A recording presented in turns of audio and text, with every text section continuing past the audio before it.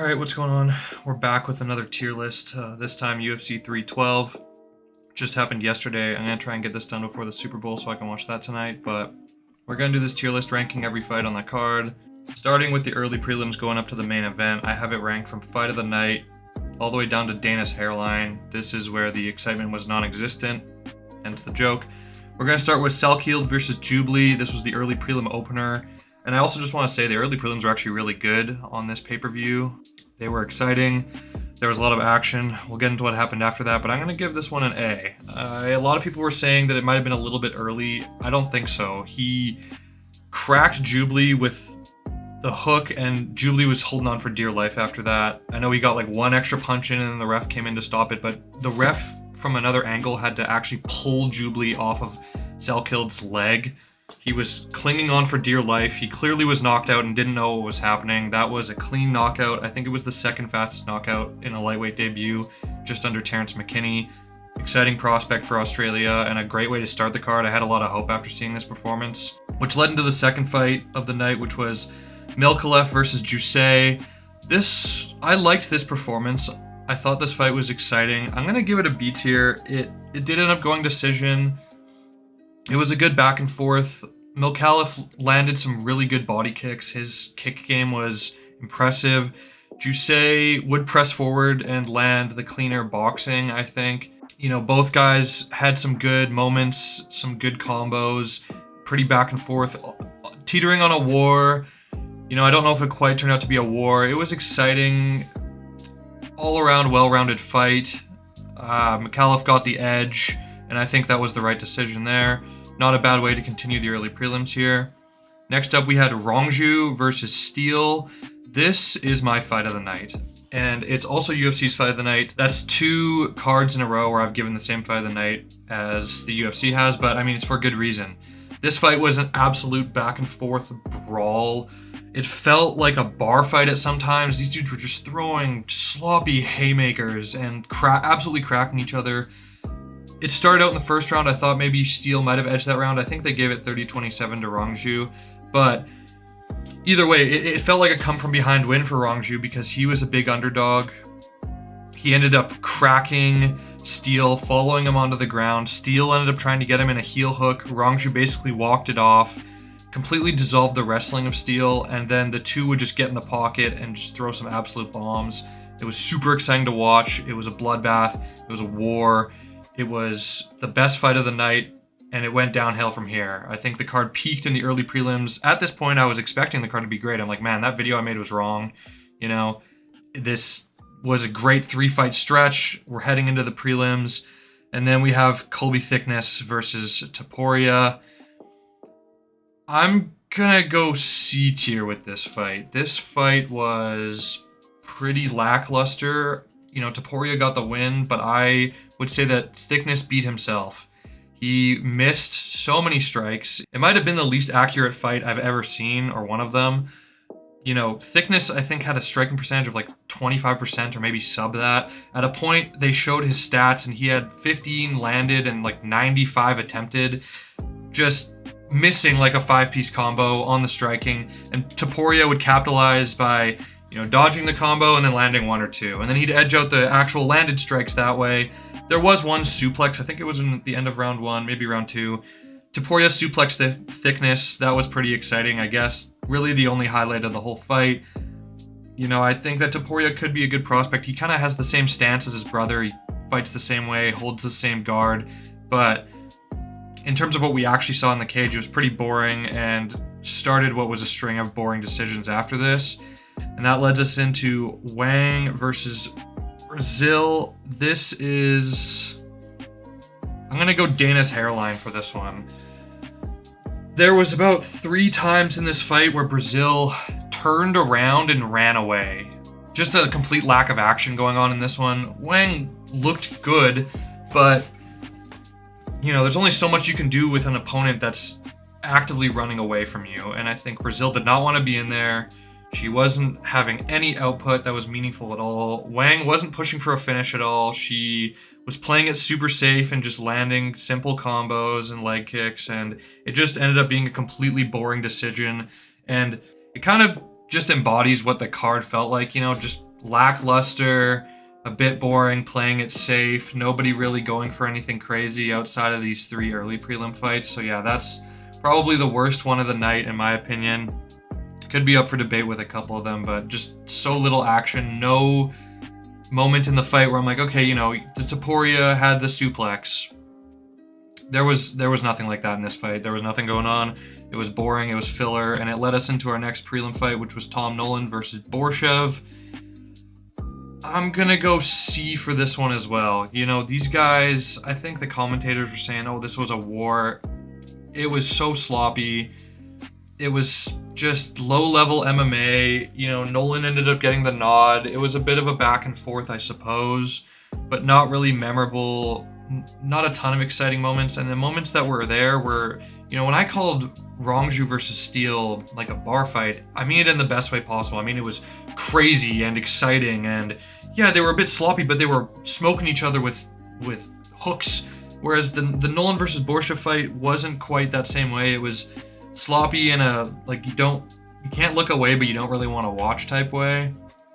Not a fight I would ever rewatch or go back to. Doesn't really give much stock to Nolan, and Borshev is proving that he's not really this great gatekeeper. You know, guys are kind of beating him a bit easier now, and I know he was the favorite going into this, but I don't know, not really impressed with this fight. At this point, I was pretty worried, like, oh man, this card is coming into the card that I predicted. And then we had Jack Jenkins versus Santos.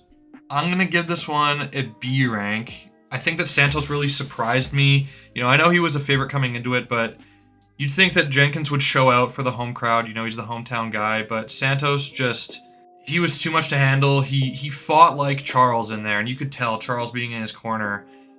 You know, he got rocked by a head kick, and then Jenkins followed him to the ground, and he immediately pulled guard, and when Jenkins came to follow with follow-up ground and pound, he got him into a triangle choke. It was really tight. I'm surprised that Jenkins got out. And then from then on, the fight just turned around. Santos landed a nasty front kick of his own, and then he ended up grabbing the back of Jenkins and subbing him with a guillotine or rear naked choke. Yeah, good performance from Santos. It was exciting. You know, the crowd wasn't really into it because it's in Australia. This is what you get when you make hometown fights and the hometown guy doesn't win. Anywhere else, if this was in Vegas, you know, the crowd would be going crazy for Santos. He looks like a good prospect.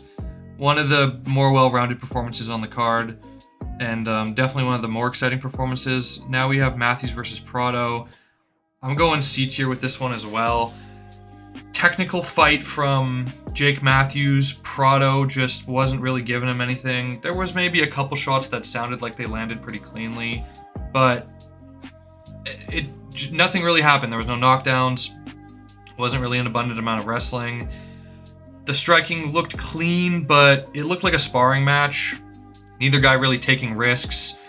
Starting off the main card with this fight, it did lead to a correct prediction for me, though. I predicted it would be a Matthews decision where he would just kind of, you know, box his way to a decision, not play it too crazy, pretty much play it safe, and that's exactly what happened, so I wasn't really surprised there. The card was starting to pan out how I had thought, which was kind of worrying me, you know, just poor matchmaking, and that led us into Crute versus Bellato. I'm gonna go D tier. It was up for Dana's hairline tier. I'm putting it in D because there was at least some moments where both guys reacted to some heavy shots, and that was just completely absent from Wang versus Brazil. But this fight was a draw. You know, not that that should take away from the performances, but man, Crute just can't catch a break. You know, he doesn't win a fight for 5 years. He comes in here and then he gets a draw in a fight where he dominated the first round. It was a 10-8 round, and then he proceeds to lose the next 2 rounds, and this dude was just showing every piece of damage that was landed on him. If Bellato landed a leg kick, you know, Crute almost fell over. He took so much damage on his leg, and it just, I don't know, it was a bit of a back and forth, but it was really sloppy, and these are just two such low-level guys. Like, Bellato basically was saved by the bell in the first round to then come back and then make it a draw. I guess it's a fighting effort, but it was just, you know, again, this was on a pay-per-view for $80. We had to watch these two guys kind of prance around and just throw shit at each other, and it ended up in a draw, so there was no even reward of, no pick was right. This was, I guess, the first pick I got wrong, but nobody who picked it got it right. You know, that led us into Tafa versus Texera. I'm going to give this one an A tier. This was exciting. It's exactly what I predicted. Teixeira knockout. He's the bigger guy. He's 6'8", I think. Undefeated. He goes in there. He lands a nasty elbow right on the bridge of the nose of Tafa. Just absolutely crushes his nose. Follows it up with some ground and pound. Tafa gets up and starts arguing with the ref over the stoppage for some reason. I guess he didn't realize he literally turtled up and ate about 7 shots. But yeah, no, this is what I expected from Teixeira. He's an exciting prospect. Actually, a really exciting performance on the card. You know, it's what we want heavyweight fights to look like. We want to see them go out there and duke it out and get a crazy, flashy knockout, and that's exactly what happened. That performance was pretty good. For the featured fight of a pay-per-view, I don't know, but still, Teixeira's a guy to look out for sure. Now onto the co-main event, we had Zhang Weili versus Tatiana Suarez. You know, in terms of the whole fight itself, Zhang had a good performance. I would put them in A tier if it was Zhang's performance alone, but as the whole fight, I'm going to go B tier because Suarez just had nothing for her. She looked completely outclassed. It proved why Zhang was the champion for a good reason. She just absolutely destroyed her. I think she landed around 200 more strikes or 150 more strikes than Suarez. At one point I saw the stat and it was that she'd stuffed 14 takedowns, and I'm pretty sure the one takedown that Suarez landed, Zhang reversed. So she couldn't do anything with the wrestling, she couldn't do anything with the striking. She was getting destroyed by ground and pound. She had a nasty gash on her knee. Zhang showed why she's a dominant champion. I think that she should make a push for double champion and maybe do that Shevchenko fight. But as a fight as a whole, you know, Suarez wasn't really giving nothing. It's kind of as I expected too. I predicted Zhang Weili decision on a unprepared and just kind of ring rusty Suarez, and that's exactly what we got. And onto the final fight of the night, I am also going to give this a B tier. You know, their first fight was more exciting. This just proved that Sean didn't adjust. And even mid-fight, he didn't adjust. You know, in training camp, it seemed like he just thought, oh, I'm going to fight him the same way I thought I won the first time. But you kind of got to evolve a little bit. You know, Dreykus didn't try to implement the wrestling a lot this time. I think he got one takedown just to cement that round.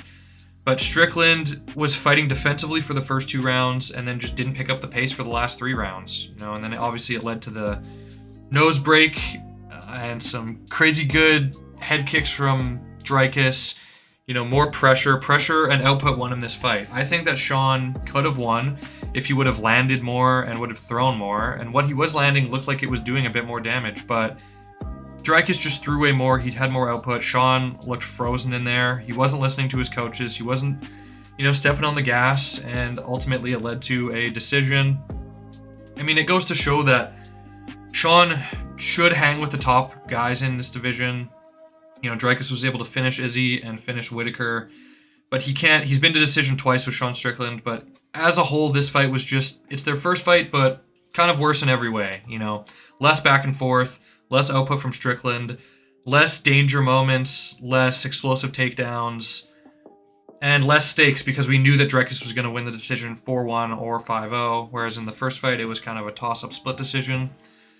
So yeah, all in all, I think the way I'd rank this card, you know, the early prelims were great. There was that one performance by Teixeira that was pretty good, but the card ended up being exactly what I predicted. It was pretty mid for a pay-per-view card.